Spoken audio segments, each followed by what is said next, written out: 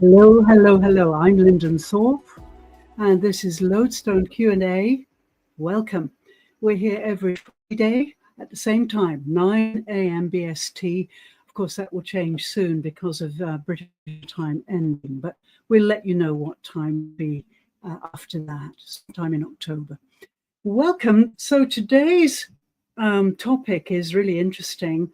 It's age across cultures. And it's brought up lots of things for me, and I'm sure it has for my lovely guests. Let me bring them onto the stage. Here's Ebby Sheila, Diet Stiff, welcome. And here's Iba Jamusi. Hi. Hello, Great to see everyone. you. Hi, Great to see thank you. Welcome to LinkedIn members, to YouTubers, and to Facebook today. We're streaming to channels today. Wow, getting really film star quality, I think. So let's begin as a presentation, and that will set the stage, hopefully. And then we can start our lovely discussions. I'm just going to put my slides up there. I'll make my bit bigger. Okay, so please indulge me. I'll give a little bit of a presentation. Okay, so yes, age across cultures. I do love this flyer. I can't take credit for it. My wonderful made it. She's brilliant at designing things. I love it. Age across cultures. So started then, there's great fear about aging. Have you noticed that? And this infects culture and embodied resilience, remembering that resilience does not start it starts in the body, in the nervous system. That's where resilience lives. And that's what happens when people burn out. Their nervous systems are damaged. Yeah. So aging, yeah, it's universal. We all have to face it. But fear of aging is not universal. And I meet a lot of people who are not afraid at all of aging. And that's because they're embodied, they're spiritually lined up and so on. So, yeah, embodiment and spirit can really dissolve all this fear that we have about aging. We're like anything in nature. It's born, it matures, and then it goes away. But the spirit never goes away. The spirit is indestructible. We've mentioned that it is energy, and energy, scientists tell us, is indestructible. So let's talk about the physiology of fear. I've studied this quite closely. I was a student of someone called Stanley Kellerman, who sadly is no longer with us, but he was an expert on the anatomy of emotion. We can see here some of the types of body that result from fear. You know, we can see this kind of collapse. We can see this panic, tension. I'm an artist, so this image constantly haunts me. This is Stanley Kellerman. I can give you the recommendation for the book if you need it. It's a great book. Oh, just a minute, forgot to say, yes, fear is mind-driven.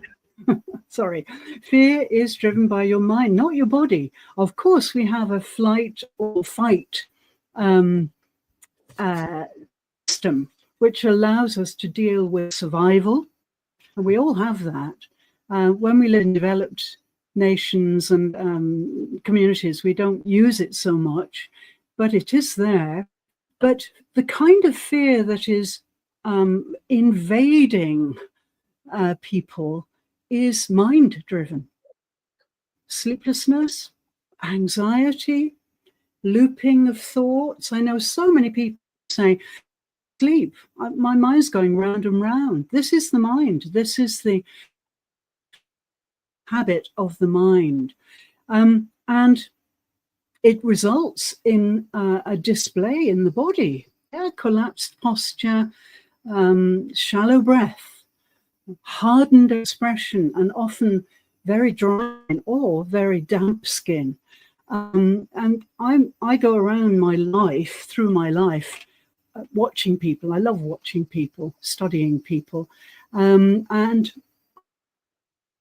these postures, these collapsed postures, and people are breathing really from the clavicle right up here, and their faces are set. So there's a lot of mind-driven fear around us. Well, the truth is that the body itself has no fear. Yeah, no fear. Cannot be found by any researcher. Fear comes from the mind, this mind. And as you know, my definition of mind is not this mind. It is the infinite space of the spirit that is the true mind. It's infinite. So fear comes from this mind between your ears when you become isolated from your spirit. And we can see here more of Stanley Kellerman's drawings. These are some of the types of bodies that show this fear. It's really a fascinating study. Not much time to go into it in depth here, but just to give you a taste of it.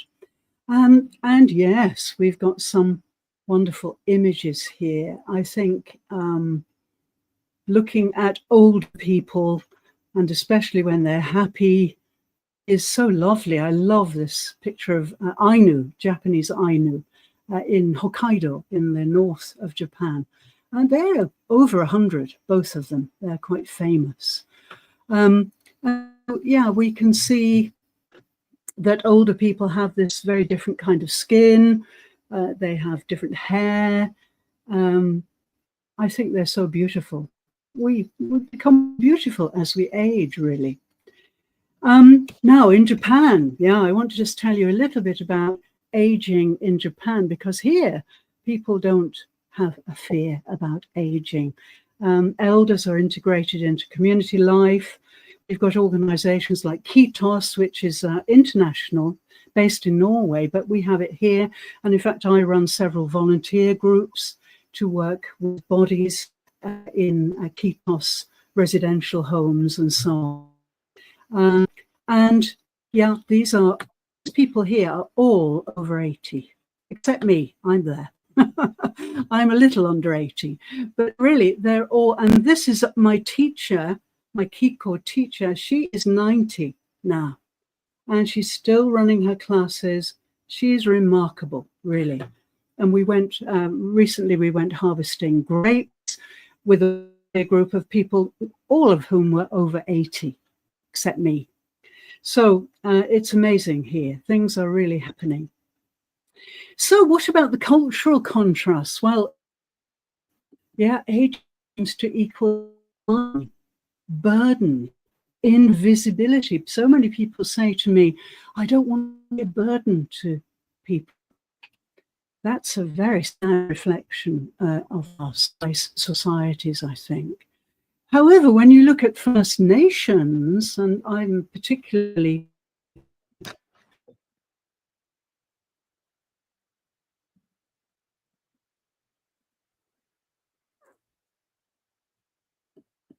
we've got a little, there we are, we're back. Age does not figure at all, because First Nations know that they're here for a short time in their physical life. They are here to learn their spiritual lessons, and then they go on traveling. So Australian Aboriginals especially don't have any way of indicating that they are stopping their life by dying. They say, and in longevity, and quite normalized, quite respect.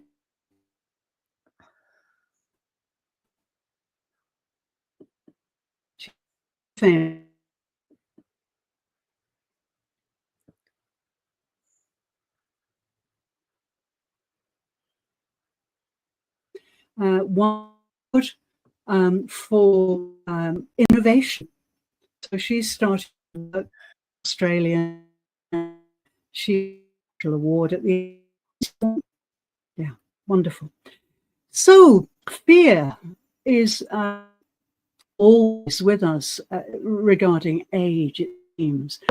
With that fear comes loss.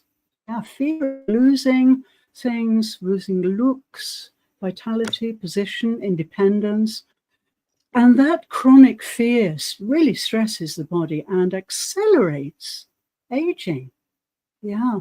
So if you have a loss mind, if you are counting up how many things you've lost as the days go by, you're going to age much more quickly. It's reflected in the body. The body will show that. But if your spirit is engaged in your life, then loss is about transformation. It's about change. You lose one thing and something else appears.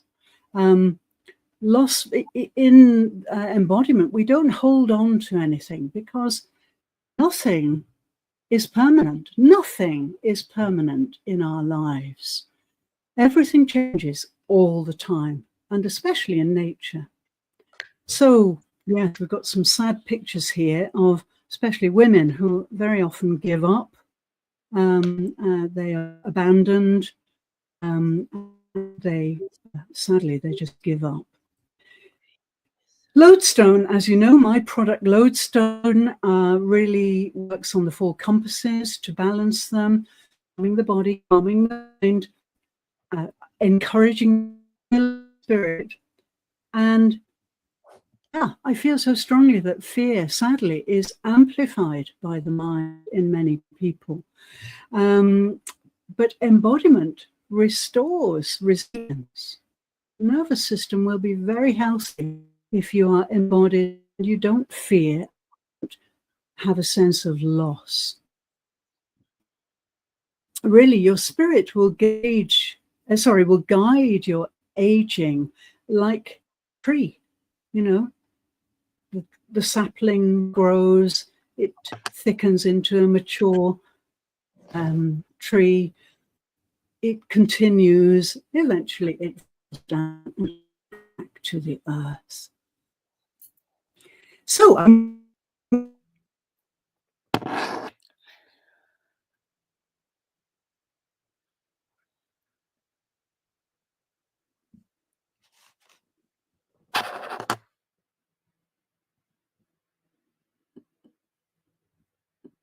there you are. Oh dear. Okay, we're back, I think. We're back. Okay, so everybody, I'd like you to just do this little practice. It's a degree turn, and it's my practice. I invented it.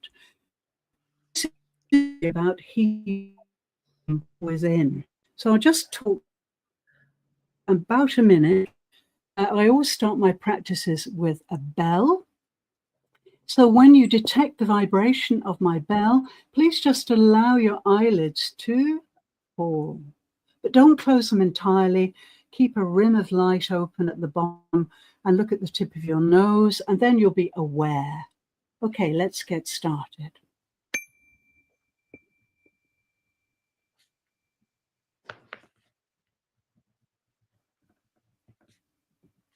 Okay, so first of all, notice energy flowing outward all the time.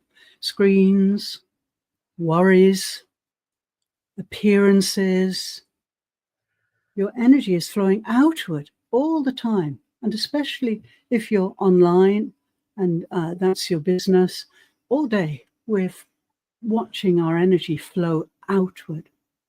So now I'd like you in your mind to make a 180-degree turn. So you're going to turn to the left or the right, it doesn't matter, but you're going to turn from gazing outward and channel all that energy inside into your inner core. This is your storehouse. This is where you have all the resources you could ever need to be truly happy and truly successful. And we can just make that even stronger by doing a little breathing. Okay, so please just breathe through your nose. So keep your mouth lightly closed, and let's inhale for 4 counts and exhale for 6. And we're going to do that 3 times. Here we go. 3, 2, 1.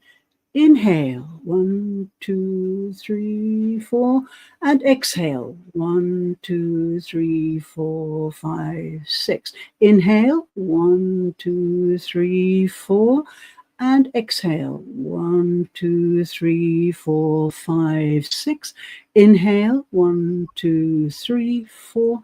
Exhale, 1, 2, 3, 4, 5, 6. Wonderful. Hold it there. Breathe normally, and then in your mind, affirm these words. I already hold all the resources I need. I already hold all the resources I need. Inside, we have our ancestral DNA, comes from thousands of generations, and we have the incredible spirit. This is our inner sanctum, our inner zone, and it's unique to us. Nobody else can touch it. It is yours, uniquely yours. Wonderful. Stay with it, enjoy it. And when you detect the vibration of my bell, just allow your eyelids to float open and gaze ahead.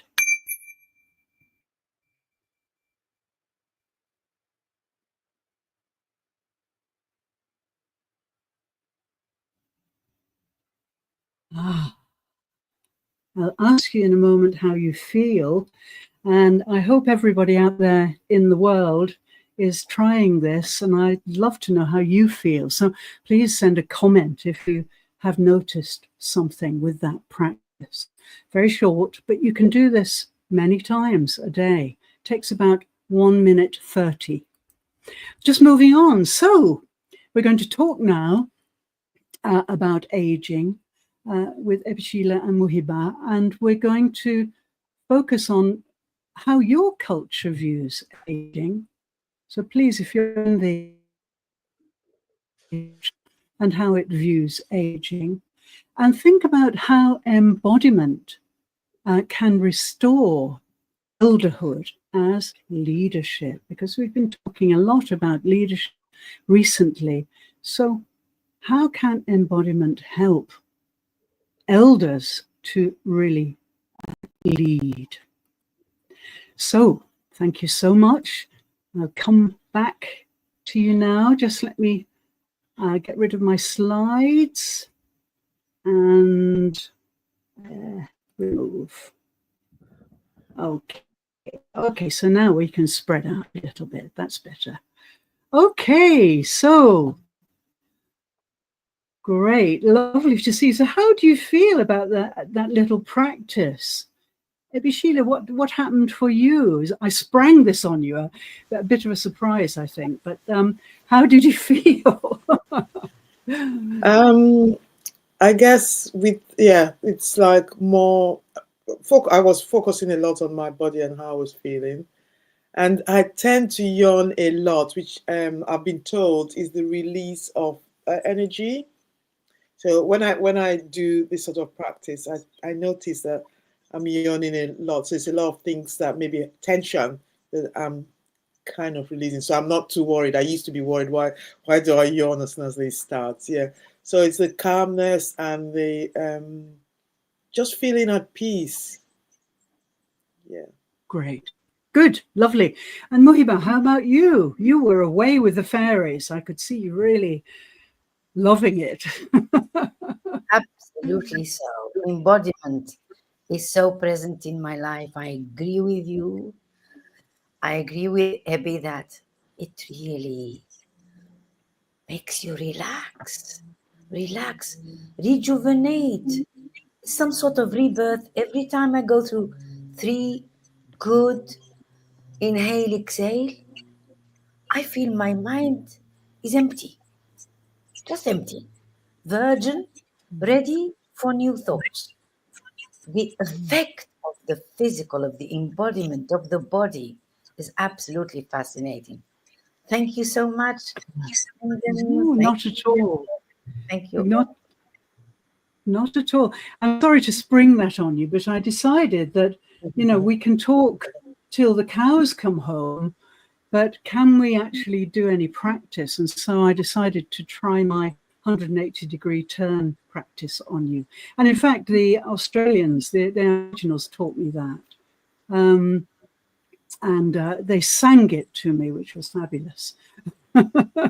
So maybe next time I'll sing it. Yes, please. Okay. Okay, so let's look at some of these questions and get started.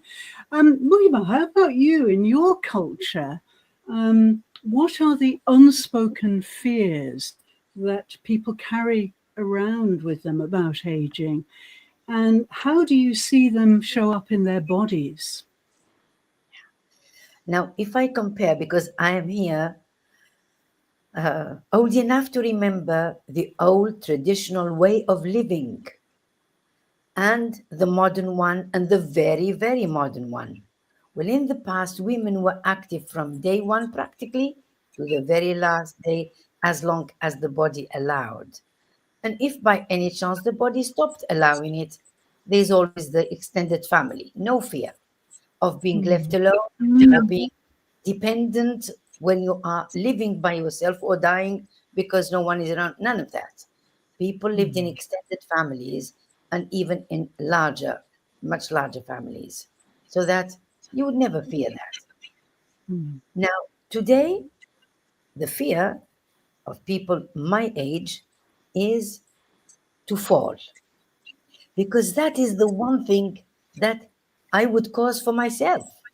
Anything else, I would say, practically anything else, well, if something happens, that wouldn't be me. But falling, I have to be cautious and careful. Yes, That's yes. something people are aware of, and healthy. Healthy food, healthy approach to life, healthy whatever. So that health has become extremely important, probably more important than in the past. Because in the past, it was natural. We ate naturally. We ate from the garden. We ate vegetables. We ate fruit. So health didn't come up because it was health all over the place. Today, we have to be cautious not to go into that fast food or whatever, which would harm us. So we are consciously now healthy, whereas in the past, you were just healthy because everyone was healthy. That was how it was. So I would say that fear today is fear of just falling, and that would be the beginning of the end. That's Yes, I think the tendency for older people to become dizzy and fall over is a problem. But I think also, yes, we have to take more. But I think we need also to really believe in ourselves, believe in our powers to self-heal. Two years ago, I fell and I broke my ankle very badly. And it was completely out of the blue. Just missed my footing on the edge of the pathway, which was covered in leaves. I love walking through, excuse me, leaves. But unfortunately, the edge of the path was broken and my ankle went and the noise resound of the breaking bone. Terrible. Never broken a bone in my life before. Never broken a bone.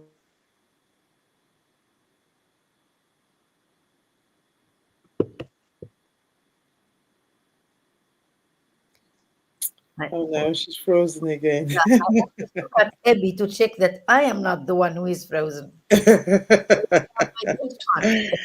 And I guess, yeah. So okay. I was just going to continue with my question. Thank you. The thing is, we've got a typhoon that happens in September. It's approaching. are approaching. So maybe, but yes, just to finish briefly, yeah, but I started to really get in touch with my powers of self-healing during this time when I couldn't walk at all. I had a big plaster on my leg, had to crawl everywhere with a bag around my neck to carry anything, which I think she's gone really again. felt a strong inner power to heal, and I healed up, and I'm absolutely fine now, no problems at all. So yes, I do agree we have to be careful, not all, but if we do, then if That's it. We heal. powers. Yeah. The only place I'm comfortable is the sea, because I don't fall.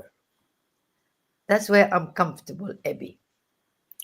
I think, like she was saying about the power, the power of belief in ourselves, that the body can heal. I think that is very important, because I think in the West here we have that belief that you're getting old, so therefore you're more fragile, which you don't see like in the African culture. You're getting old, but like you said earlier with the Japanese culture, at least when I was growing up, I haven't been in the African culture for almost 40 years, but when I was growing up, what I saw is the elderly people, they were still very active. So it wasn't looked at, oh, you're getting old, so you're getting more fragile. That wasn't the focus. You're getting old, so you're getting more wisdom. So, for instance, especially Good. as a woman in the village, it's like the wisdom. So the men are kind of like they get older and they relax and they kind of have fun with each other. They're sitting outside, they're telling stories and they're drinking their alcohol. But with the women, it's kind of like somebody would come to you. There are different cultures within Nigeria. So from my culture, so a younger person would come to you for like advice on things, on different things, because you've lived so long, you've seen other generations and you've seen how things have gone. So you can kind of give advice on that. So that was what I saw when I was growing up. And also another thing is that in terms of aging, there's a lot of respect given. Like, say I was I was walking down the streets and I had loads of bags on me. If a young person saw me from afar, they'd run really quickly to take those bags from me. To help you. That's just it's not that I can't do it, but it's a sign of respect that if as an older person, you shouldn't really be doing that. Not because you can't do it, but because I'm younger. Out of respect, I should take that for me, because that's what I should be doing as a younger person. I shouldn't allow my older person to do that. So the difference is, the older person is really respected just because of your age, because they equate age to wisdom, which is true. I mean, you can read all the books in the world, but somebody who's read the books plus the age is far ahead. So you can't compare a 20-year-old to a 50-year-old, because there's no way you can get the wisdom without going through life. That's just absolutely fact. Yes. And I think absolutely. I think in the West we miss that. We kind of think that just because somebody's read so many books, they know more. But like you said, the body knows a lot. The body knows a lot, even if it's not intellectual, because there are things that we know intuitively. If you really can't listen to your body, there are things you know intuitively. Like again, like your health, you know what you can eat. If you listen to your body, so there's certain things I can eat which science might say is good for your body. Like for instance, broccoli and a lot of green vegetables. When I eat them, doesn't agree with me. But the books say that's the best thing to have. And so I did it for years, and now I've had a lot of things destroyed in me, which I'm having to reverse now. So it's about listening to your body, and like and different cultures are different, because like for generations in my culture, that mix, I do have Scottish heritage, so I don't know where my DNA falls, but Scottish. if I look at my culture, my African side of things, they didn't have vegetables because vegetables could not grow there. So in terms of, they couldn't grow there because it's swampy. So all they had was seafood, because by the river. So if I look at the generations of eating these things, our bodies are not really used to eating a lot of vegetables because for generations we haven't. Whereas maybe in the West, they've been eating this for longer, so their bodies have adapted and they can have it. So again, it's about listening to your bodies, like Dr. Muhiba said. So the respecting of traditions, I think it's different in terms of, like I said, over there, at least 30 years ago, I don't know about now because things are changing because everyone's becoming more Western. It used to be about wisdom.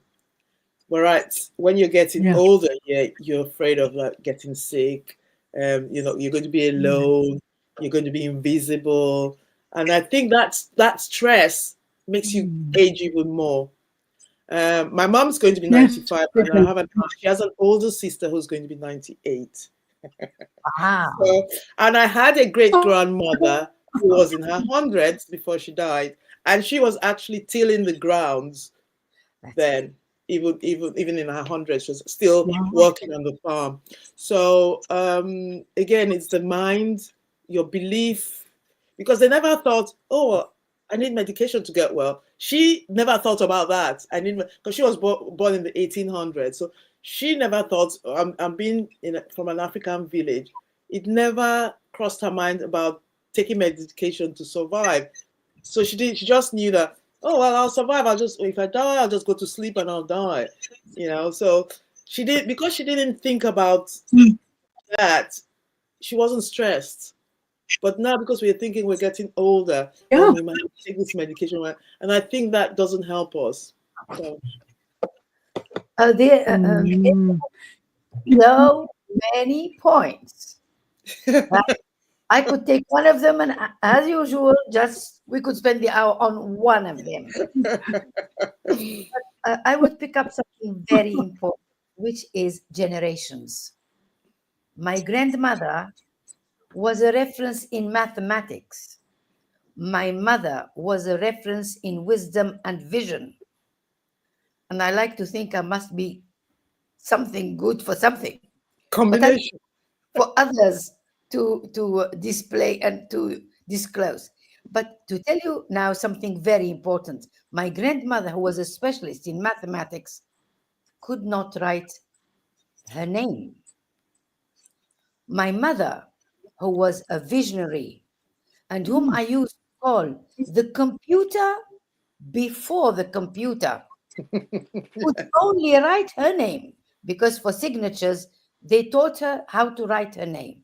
And I used to call her the computer before the computer, which means that what we call education, the arrogance of us who have been educated, because I was that arrogant when I started my education thinking, well, you can't write and read. So, I mean, who are you compared to me?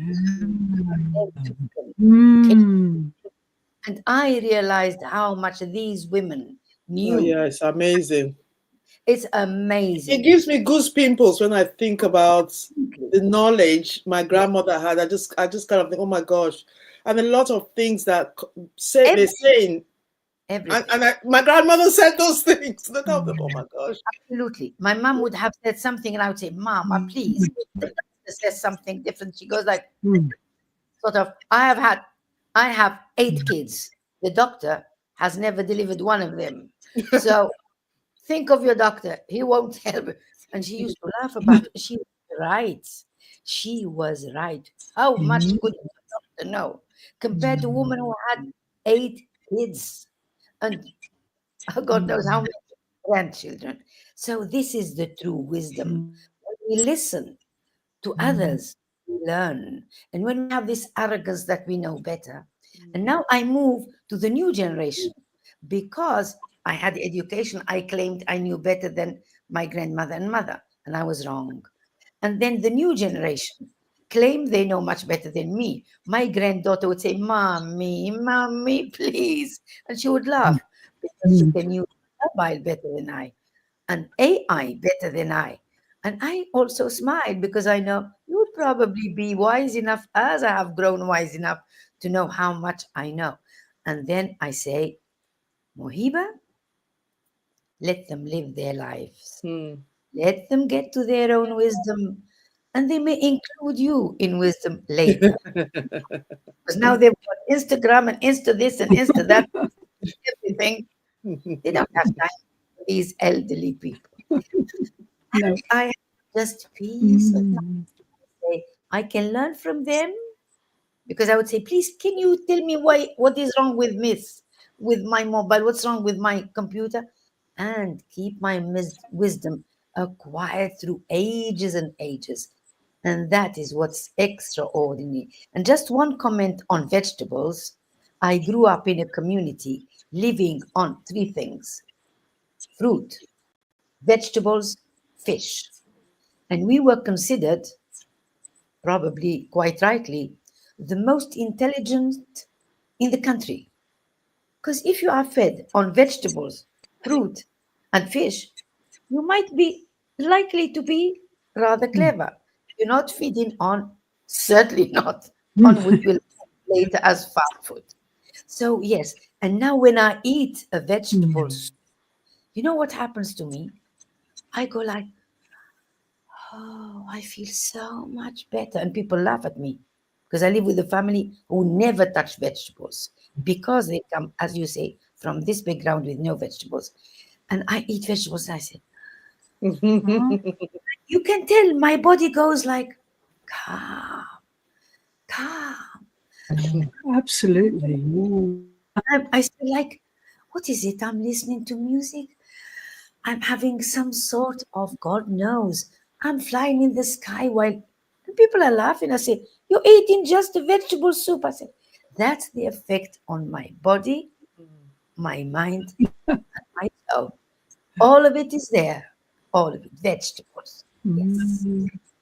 Yes, absolutely. I was vegetarian for 40 years, completely vegetarian, and I just couldn't stand meat at all. I get some first class protein because it's, muscles. And so I remember eating my first piece of meat after 40 years of only vegetables and lentils and thought I was going to die. It was just so horrible. This is it. I'm going to die of meat poisoning. Anyway, then I gradually got used to it, and now I eat a little meat every. Me, yes, vegetables and fruit. I adore them, and they like you, Muhiba. They make me feel so wonderful immediately. So great. Okay, so let's just go to another question. Let's ask, what about I know you had a certain tribal background, but in the rest of Nigeria, how do people age? So you've probably got your specific view of how to age through your tribal background, but what about other people in Nigeria? How do they age? How do they like I said, I haven't been there for 40 years, so I guess it's like changed. And I didn't live there for long before, so I didn't really get to know a lot. But I think generally, again, like I said, it's the respect. So it's people age, and because you're older, so the age is important in Africa, I think generally. Because you're older, automatically you give in that respect, and I guess it was like that here years before, decades before, but that's not changing. The age thing in Africa is not changing, because even now when I speak to people in Nigeria, they would never call me by my name. A younger person would never ever call me by my name. They would either call me ma'am, auntie, or if they were close to my age, they could call me sister, sis. But they would never use my name because that is a sign of disrespect. Um, so, Well, but in terms of, like I said, even me living here, I don't view it as my body's aging. Okay, I'm not. I used to be an athlete and I used to run, and I can't run as fast as I used to run, but I can still run. I might not hit the time, but I can still run. And I'm almost 70, right? So I'm on the other side. It's my birthday on Tuesday.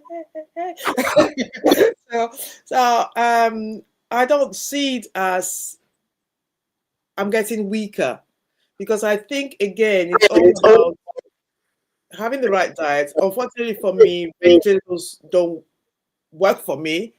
I love them, but my body says no. So I got to listen. So, and I think we're all different. So putting, that's why I don't believe in saying everything is good for everybody.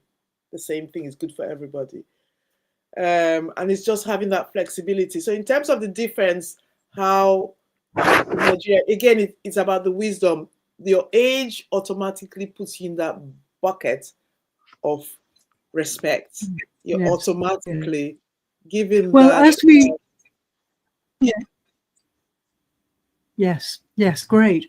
Thank you. As we said last week, there are lots of advantages if we look at the idea that the cognitive function perhaps decreases, okay, but the interoceptive function flourish. So in other words, we are, yes, we are able to draw our wisdom, we're able to advise and lead other people because we're so confident and because we're not utterly which,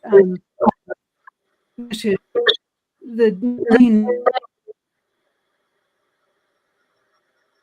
She's frozen again. wisdom comes. Oh, I don't know what's going on. Anyway, that's we've got with us. I think some little Sputniks. Anyway, yes, so important.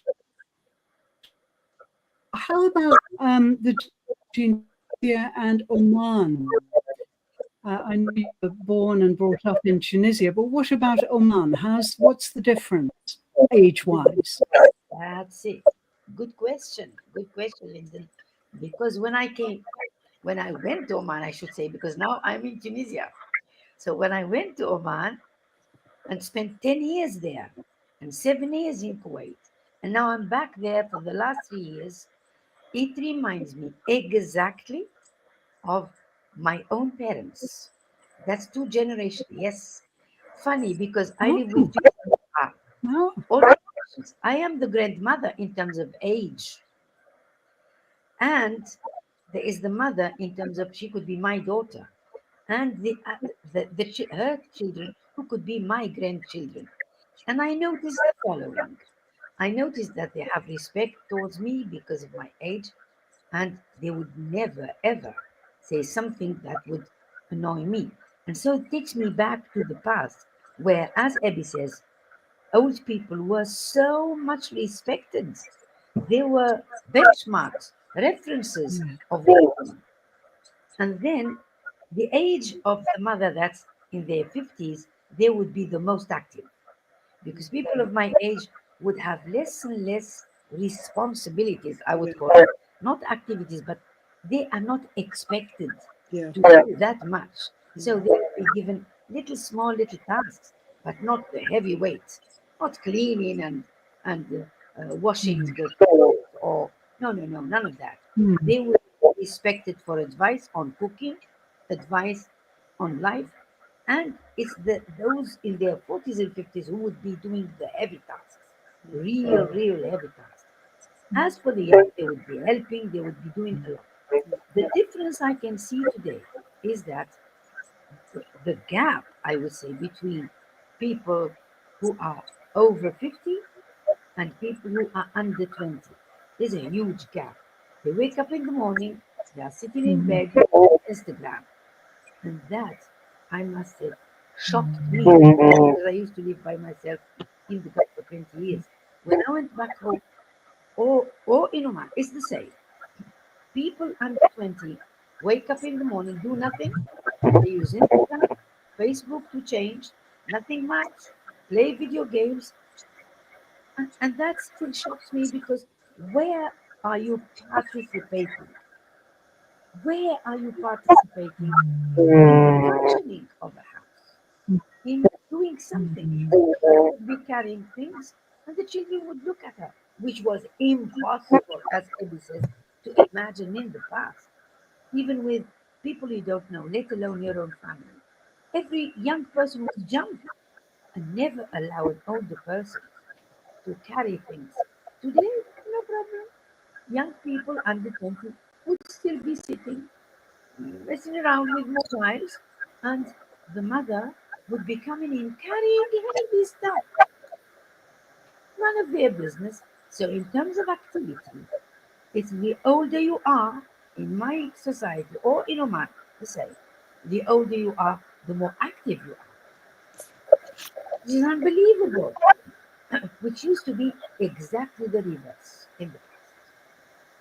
So that is so important, and which is the great change nowadays.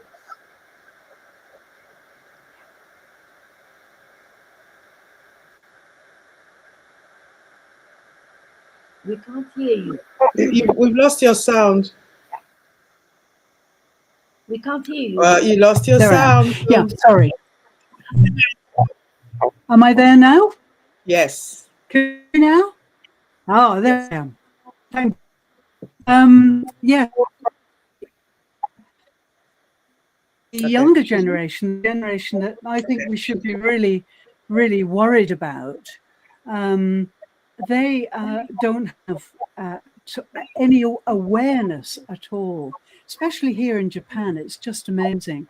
Having worked with these kids at university, they're just not aware at all, really, of the world because they've got their headphones on, they're reading their manga, they are cutting themselves off. Yeah. Yes. I believe because they are reacting, the mind too much. Here in Japan, we've got a situation where students attend university, their relatives pay. Most universities here are private because there's a future if you have a university background. But I would say 60 at university shouldn't. There should have been training in a job situation or something different, but they just were not academic at all, not interested at all. So here in Japan, it's meant to be a big sign of success and future. We missed a lot from Lyndon today. Yeah, the internet.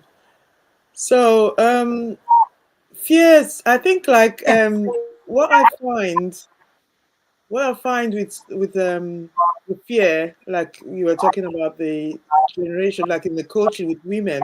So the fears of aging, the loss of, and I think that fear holds us back in terms of what we can do. Okay, like so a woman might be in her 50s and think, oh well, I can't do anything else. I have to stay in my job, even though I hate my job. But that because of that fear of change and that fear of aging, that maybe they, Yes. they're not capable enough. And again, like you said during your slides, it's about belief, isn't it? So if you believe in yourself that you can do this job, or you can run your own business, or you can do something different rather than saying something that you hate, and that belief, and it's about getting them to believe, because as women, we have different stages of life. You have a stage of your life where you're a teenager, like you said, you're doing nothing else in your headphones. Then you maybe get married or you have a relationship and you start having children. That's a different stage of your life. So you're in that maternal stage, and then your children grow up and you become a grandmother. And that's a really good time. Because if you're in your 50s, you're a grandmother, children have grown up, you can do anything you want to, because you don't have to worry about the response. You have basically the only responsibility you really have in your 50s, 60s is yourself, really. You can help family, but the real responsibility is not on your shoulders. So you can actually flourish at that time. So aging, look, when I was younger, I used to say, gosh, I can't wait till I'm 60. I can't wait till I'm 60. People used to look at me strange. And I thought, because I got married very young, I was like 19.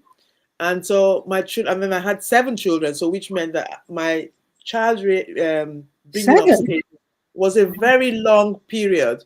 So I knew that when I was 60, my last child would be independent. And so I was looking forward to 60, because I knew that the world would be my oyster. Forget the age, it's a number. So yeah. Take Amazing. Wow. yeah, Yes, I really amazing. Mohiba. when I grew up as a little girl, Tunisia, which is a Muslim country, I stress, used to be polygamous. So men, I must say that not many cases, but if the wife could not have kids, they would marry another one. And that's the case of my grandfather. Although he had a good excuse for marrying a second wife, what happened was that I said at a very early age, I'll never marry. I'll never ever marry. You can't marry because you don't have kids. You want married to have kids. That's nonsense. And so I will never marry. So at a young age. And when I saw my mother have 8 kids, I'm the eldest. So it's lived differently. When you are the youngest, you love kids. My younger siblings love kids. Number 6, number 7, number 8, They're spoiled, aren't they? kids. As for the elder ones, they don't love kids. A lot of work. Sorry? A lot of work for the older kids. No, it's a lot of responsibility. It's a lot of work. It's a lot of Yes, worry. yeah. I decided very not to have kids altogether. I said my mom had enough kids for me to have any. So I grew up not wanting to marry and not wanting to have kids. I eventually married someone who promised never to feel married. I said, I don't want to feel we are married. We are good friends. He said, okay, I agree. I agree. And second, we will not have kids. He said, I agree. He agreed to both of them. Nevertheless, I said, I will never cook for you out of obligation, because that is the alienation. Women's alienation is cooking, because cooking doesn't wait. And so they spend their lives cooking. Anything else can wait, not cooking. So I said, I will never cook for you out of obligation or have kids. He said, I agree to both, except that, well, we needed to. So I cooked, but he never ever expected me or wanted me to cook. And second, we decided not to have kids, except that I stopped taking the pill for just because we were in a village, there were no pills. I stopped. I got pregnant, had twins. I said, okay. It's original enough. I love when I knew I was pregnant, I didn't like it. When I knew I had twins, I loved it. So I loved it. And I said, that's it now. Enough is enough. Why? Because of this alienation of women. Once you have to start having kids, you need to, as Abby says, wait until 60. Until 60 to see, I'm finally free responsibilities. And that is why I say, why do women don't like menopause? Menopause is a lovely time. It's beautiful. It's amazing. It's a lovely time. You stop being fertile. You stop worrying about being pregnant. Menopause is the best day of my life. Yes. And wow, I can have intimacy without worrying about having kids. Exactly. What I can go swimming without worrying about having periods. Lovely time. I was amazed. I was happy. And so I've always spoken of menopause as a happy moment in your life. It Enjoy. is. And as you said, Abby, 60. I welcomed 60. I even welcomed 70. Mhm. I don't have to move a finger. They can cook and just let me at the table. Don't we realize this, please, women? Remember the beauty of being 60, the beauty of being 70. Mm. Simply amazing. Enjoy it. Enjoy every moment of your life. But we will be talking about all this at another opportunity, Abby, don't we? Yes, yes. So yeah, so like you said, enjoying every, because I think a lot of times when we're younger, you're afraid of being 50, 60, you're afraid of menopause. But it's actually a really wonderful, like I always say to my friends, it's like being a teenager again, but without the pain of of that journey, because you've done that journey. So you're having that experience. You can travel. There's so many things you can do. It's a liberation. Yes, it's a new life that you can explore and really have fun with it. If you start worrying about getting sick, you will get sick because you're stressing your body. And if you get sick, you can heal. So Let if I kind of think, if I get sick, that's fine. My body will heal, and I then will move on. we Don't try worry about it. we try Yeah. to fill the blanks, Lyndon. Yes. You with And us now? Yes, yes, We just fill yes. in the I missed, yeah, you can watch it got back. kicked out. I You can didn't watch do it. anything. yeah, yeah. Couldn't get back at all. So I'll have to check the recording to find out what you said. I hope you didn't say anything bad about me. Well, you have to wait to find Joking. that out. We said some lovely things about you. We just filled the blank. This is the best we could say about you. We are filling the blank, which means you are the center of the podcast. And yeah, it has been difficult for Lyndon today. Hmm. And I would like to say one thing about insomnia. I always say insomnia fears me because when I wake up in the morning and I say, "Oh, insomnia, hello, let me do some work," insomnia goes away. She said, "No, Hmm. she's celebrating me." I want people to say, "Oh, to fear me, to be Hmm. afraid of insomnia." So, Lyndon, Welcome back, and thank you so much for today. I know it's been difficult for you yeah, with your internet. But yeah, it has been. So let's celebrate old age then and say that I myself I'm celebrating it every day. I'm yes. free from responsibilities, from tasks. Yes. Please, can you do this? Here I am. Serve me or not serve me, which I've never done, I must confess. So I've always been liberated in my mind, in my body. No, no, no, no, no. Women are not here to serve you. Every day is a gift, and I'm Sorry, grateful for every day is a gift, and I'm grateful for every day. it's a nice way of putting it, yes. And I would do something similar. I say life has so many resources. Take them. One. They're ready for you. Yes. Thank you, Lyndon. I guess the hour is up, so Yes. Time Both is up. So we can say been goodbye. great. Yes.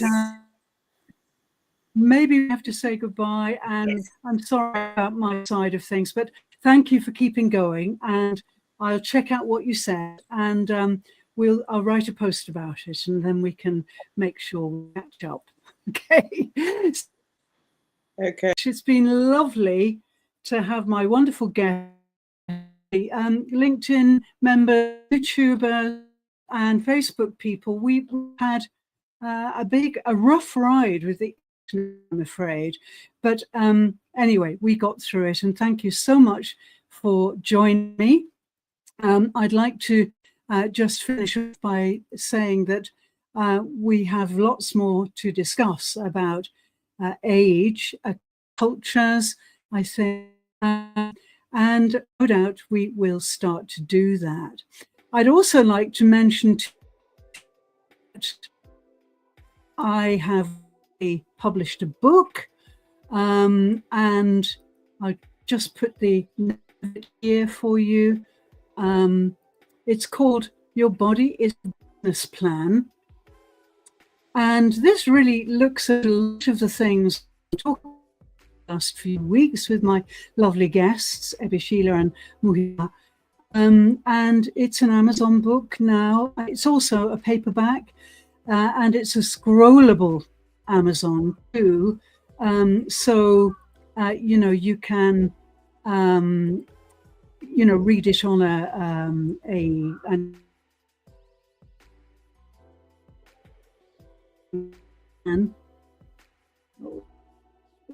maybe I won't show you the front. Never mind. That's okay. If you check it out, here's the link. Doesn't cost much at all. Very beautifully illustrated to bring home all the points. And I've also organized it into chunks so that you don't have to read long texts. There are chunks of reading to do because reading, it needs concentration. So please check it out. Your Body is Your Business Plan. Avoid burnout. It goes a lot of the things we've mentioned. It tells you more about the Lodestone method, and I'd really appreciate it if you had a look at it, and then you'll be able to learn more. So thank you so much. Bit of a difficult session today, because we've got a typhoon here, lots of fierce rain and winds, and I guess my internet connection wasn't so good.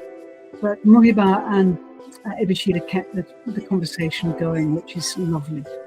Thank you so much to all of you, and I'll write about this, watch my profile. We'll see you next week, same time, same place, for Lodestone Q&A. Thank you so much.